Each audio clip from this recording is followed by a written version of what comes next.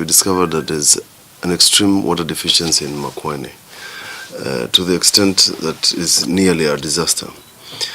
Similarly, we identified that the problem of sanitation cuts across the county.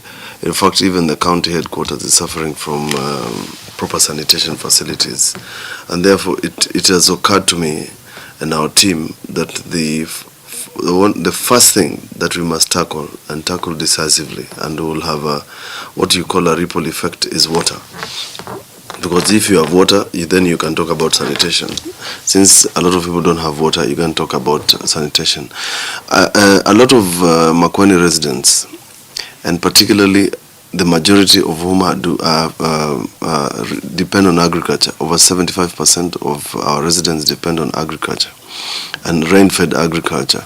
So once we can figure out conservation of water and the water agenda properly, then the question of the agriculture also falls into place. I have also figured out that if you can figure out the water situation, you can figure out both agriculture and health, because the problems we are having in our hospitals today, the high consumption of antibiotics in our budgets every quarter is a result of diseases that can be prevented because of figuring out agriculture. Once you figure out agriculture, the question of industry, the question of tourism, the question of investment comes into place, and therefore the access that is key for purposes of agriculture and getting the outputs of our farmers to the market, therefore ties to their livelihood. So, but the center of that circle, right in the middle of that circle, is the lack of water in Makueni. And that is something that is very key to me. 75% of the farmers in Makueni are agriculture dependent. We are leading in production of mangoes in the country. That does not translate into improved livelihoods for the people of Makueni. So what am I saying about sustainable agriculture? When I sat with the farmers, they said, we are prepared to go to our shambas, but unless you get us the market, we are not going to go to cultivate, because the mistake we have made in the past is to start thinking about the market at the tail end. So what am I saying about sustainable agriculture? People, it's sustainable livelihoods. People can make money from their agriculture. We can put together many farms, and people can then use reasonable water facilities so that you aggregate on the farming, so that you don't have 10 portions of 1 acre each, as opposed to 50 acres or acres where people can grow the same crop. I know somebody who's looking for a huge market for what we call white beans. So we're going to put together farmers so that they can do this. I know cooperatives of mangoes, cooperatives of horticulture, cooperatives of milk. All they need is the government to figure out their markets, and they will be able to do this for purposes of sustaining themselves. But even more in terms of food security, once you have people with money in their pocket, they will either not sell all the food, or if they do, they will have money to buy adequate food when we have drought like we are having. We are spending a lot of money in health. 50% of our budget is going into the health component. As at June of this year, this county spent 108 million shilling purchasing drugs. Last week, I negotiated with KEMSA to give us on credit another consignment of drugs worth 110 million shillings. That's already 200 million shillings. What does that say? It says we have a problem. We have a problem because we are spending so much money every quarter, and it doesn't appear as if we are dealing with the question of health. Health of the people of Makueni is key to everything else we are doing. Because if they are not healthy, they will not go to school, they will not go to farm, they're going to spend money that they are supposed to save to go to hospitals, and therefore these people will continue in the cycle of poverty. And therefore I'm saying that everything we are doing and everything that we are thinking about with the health department is for purposes of ensuring that the people of Makueni eat well, live well, sleep well, don't go to hospital. If they have to go to hospital, we will only do it for purposes of something that could not be prevented. I've started something very unique in the county. It's called reverse referral. As opposed to people coming out there from the rural areas to Wote for referral facilities, every week the doctors who are sitting in Wote headquarters will be going to these rural facilities to treat or even see and diagnose our patients. They have started with Mboni. This week they went to Kilome, and every other week they will be going to these facilities. I've discovered something very peculiar with our health facilities. Apparently, people come to hospital when they are coming to the market. And therefore, if we can use that opportunity where people come freely to the markets to treat them, then my own impression is that we can deal with the well-being of the people of Makueni and their health. And therefore, it is key to me. It's key to my administration, and it's key to the administration of the Republic of Kenya, because a healthy nation can only be the well-being of our country. People are spending too much money in hospitals, in funerals, etc., etc. People are saving nothing, because that saving is going for treatment and purchase of drugs. I have introduced a system which I am going to launch next week when KEMSA delivers their next consignment, that will ensure that every facility in Makueni can have a platform that can show how they are dispensing their health commodities.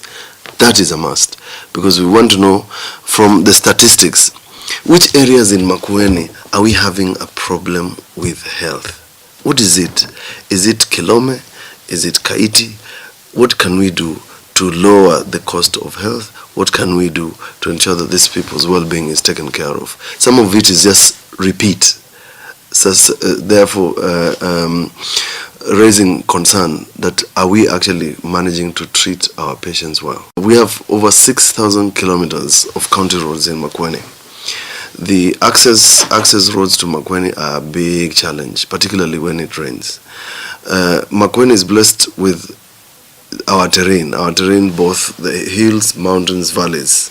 And the people who are suffering the most are people who are coming from the hilly areas or crossing from one place to the other, or bridges. And therefore, quality infrastructure is key to our development index. Now, if you want to avoid and to improve the livelihoods in terms of agriculture, making sure that people get the agriculture to the market, I've mentioned that the weakness in our agriculture value chains is access to markets. Once we figure out the access to markets, we are fortunate enough as a county to be connected to the main artery of the Republic of Kenya, which is Mombasa Road, and which feeds both Nairobi and feeds the other part of the country, which is south. So if we can get our produce to the market, then I get the distinct impression that we are going to help improve the livelihoods of the people of Makueni. If I can get the pixie oranges, the mangoes, the avocados, the macadamia, the French beans that are being grown in various parts of Makueni to quick markets across in Kitui, across to Mombasa and Nairobi, then we will make sure that the people of Makueni can make a coin and can have money in their pocket. The portfolio of education that is devolved is both ECD, CCTIs, village polytechnics, and I have in my manifesto have said that the best classroom in a school should be the ECD. I happen to be in a visit schools both here in Wote and many other places, while everybody concentrates on renovating and making sure that classes in a school are either they look good or are painted well or have a good roof or a good floor. Coincidentally, nobody thinks that it's important to have the classrooms where the youngest population of children in a school is in a good place. The reason I say so is because it is important in the formative years of our children to love education and to come to school. I managed to request Kenya Pipeline to help me do a beautiful facility at Emali Primary School, which was completed just before the elections. What am I trying to do? I'm trying to ensure that the young children enjoy coming to school. and find a good environment. I've adopted this model because I've gone to Montessori schools, and if you go to the Montessori schools and my work as a Rotarian, you find it has beautiful paintings. It has a place where they can sleep during the day. It has a place where the teachers and the people who are dealing with those students can even sit on the floor and play with the children, and they can have toys. But our ECD classes don't have that. That is quality training. Now, for purposes of the CCTIs, village polytechnics, I have been to one of our facilities in a place called Wambuli in Bone, and I hope we can replicate that in all the sub-counties. It is a beautiful facility with a lot of equipment, modern battery equipment, modern radio equipment. Now, there is a large population of the people of Makueni who have not gone beyond, say, post-secondary. And we have facilities that can train them. I was recently looking for a plumber. I could not find a plumber in Makueni or a good carpenter. I had to go and looking in Machakos. So we should be having quality training for these people. I distinctly remember when we were doing the SGR, I requested the president to allow what we call skills management. And the SGR passed through the whole of Makueni, and yet we didn't get an opportunity of training people just to manage the simple things that can be done. And it's important that we focus our education all through. In Germany, they have succeeded in education by making sure that you have 2 tiers of education. Both the formal learning, the ones that you do in classrooms, and training people to work with their hands. And that is why Germany has still the best automobiles in the world, because they are done by hand. The question of trade, the question of getting investors to do trade, we had that challenge when we were doing the devolution conference. Why is it that people have not found it fit to invest in Makueni in terms of both tourism attractions and industries? It's because we have not provided an enabling environment for people to come. I have proposed that we must have, in the first instance, a buyers conference that is for the agriculture value chains, and invite people, because we have done research in Makueni, and I have the documents showing that we can even provide land for people, for investors to create industries in Makueni. I'm happy that my predecessor managed to sign a deal for a special economic zone in Gomo.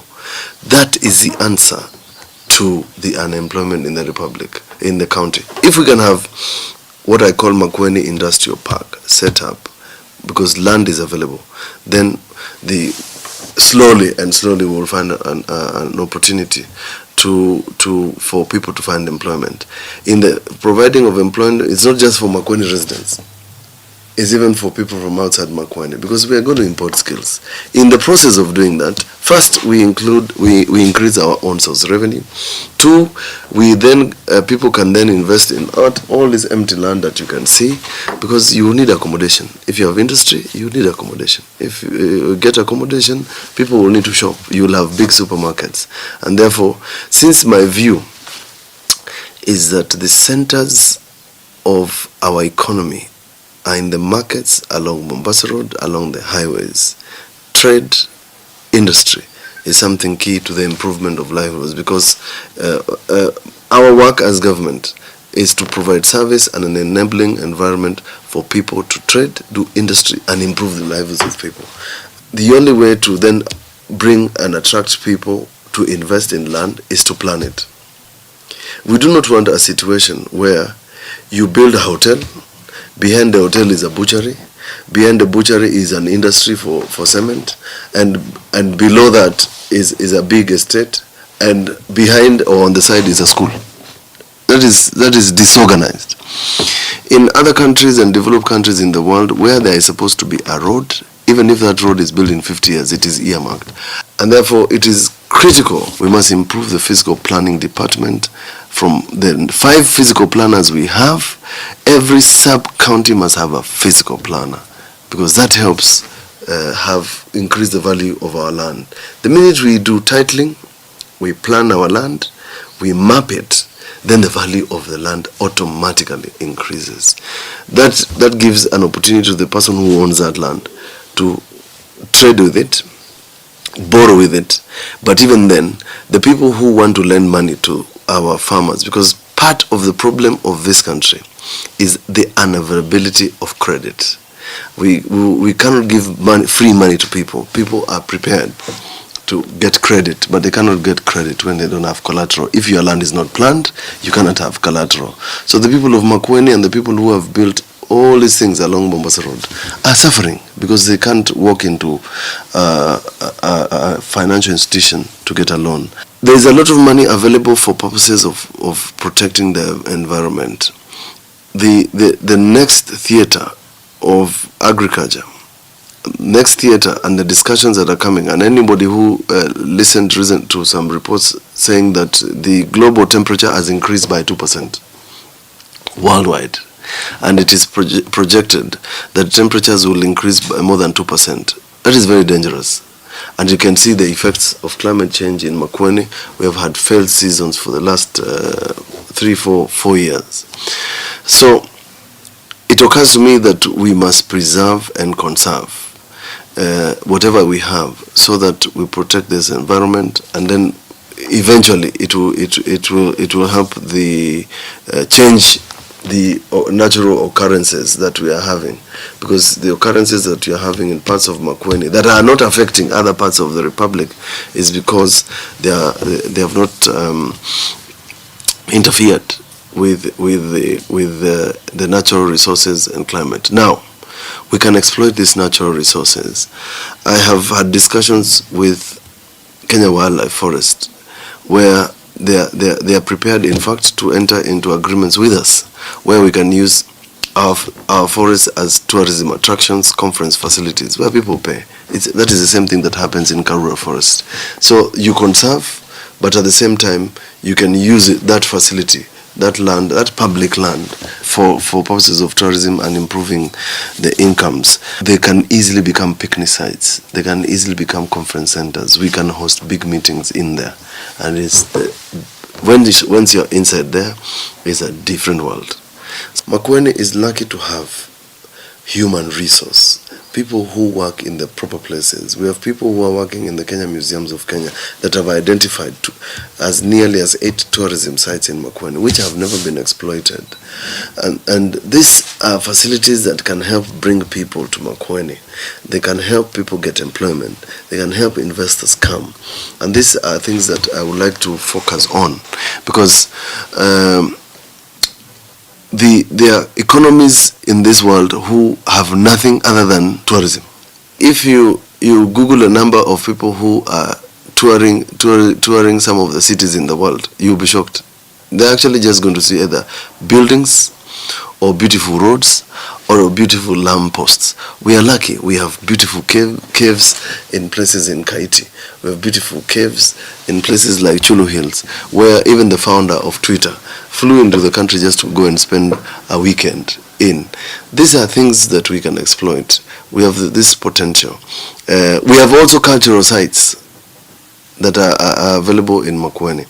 Once we get into a partnership with the Kenya Museums of Kenya, I have no doubt in my mind that at some point in Makueni we must have a branch of Museums of Kenya where we can teach the community about the cultural practices, because increasingly the young people and my daughter, my son, and the people who are going to come after me will easily forget the Kamba culture. We've had a problem of thinking that youth are 30%. So everything that we do, we carve out 70% and leave out 30% to be shared amongst youth, persons with disability, and women. Coincidentally, the women and the youth are actually the majority. And therefore, it is my view that we mainstream youth in all our sectors of development. From number 1 to 10, there must be a youth component. I want a reflection of youth in my government. I want a reflection of youth in our development agenda. I want a reflection of youth in the business opportunities that we have. I want our youth in the marketing proposals that I'm looking for, so that then the youth can feel involved. When they're involved, you will see that they will exercise their minds. I have met innovators who are coming from Makueni. I've had meetings with young people who are doing so much in terms of innovation and ICT out there in other counties. I have never had an opportunity to do so in Makueni. I'm opening the platform and for the diaspora, for those people to use their skills, innovation, research to help the people of Makueni solve their immediate problems. Social inclusion is the same. Just include everybody. In the decision making, the principle about decision making is that if you are going to exclude half of the population in the decision making, you're going to get 50% of disapproval in terms of the decision. There are people who have used talent in sports, music, and others to earn a living. And it will be important that even as we do our development in all the wards, we must identify in each ward a place where we can develop both talent and sports. And I want to give my personal undertaking, a unequivocal undertaking to our partners, that on the principles of good governance, on the principles of accountability, and the principles of making sure that every coin that is given to us is properly utilized, I'll be at the forefront to make sure that we promote the principles that are key to the driving force in terms of making sure that our development partners feel comfortable that Makueni County Government is not going to use any shortcuts. Makueni County Government is going to account on time, and projects are going to be completed in good time. I will make sure that there is value for money. I am absolute key about making sure that every project has got the human component. We not only spend money, we not only have a financial statement that shows that 1 + 1 is 2, but there's value for money. But the bottom line is, what is the human component in this and the sustainability of these projects?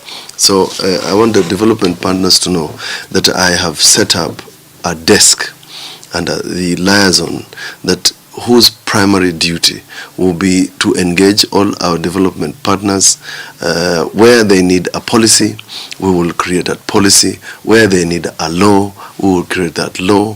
Where they need intergovernmental relations at national level, we will do so. Fortunately, the Council of Governors elected me as the chairman of the Legal Affairs and Intergovernmental Relations at the Council of Governors. So, and therefore, we have crossed the T's and dotted the I's, but the assurance that once they get here, we will have a time matrix. I will insist that we have a time matrix in terms of our development.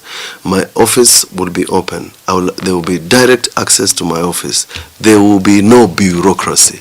We will make sure that everything is done properly. And at the same time, whatever needs to be done lawfully and legally will be done. There will be no expediency. We will not sacrifice anything. The end will not justify the means. We will have to make sure everything is done properly. And that assurance is key, that the PFM Act, the Private Public Partnership Act, and the laws of Kenya will be followed to the latter to ensure that everything is done properly. Anybody who crosses the line in my government will have to face the consequences. That is without a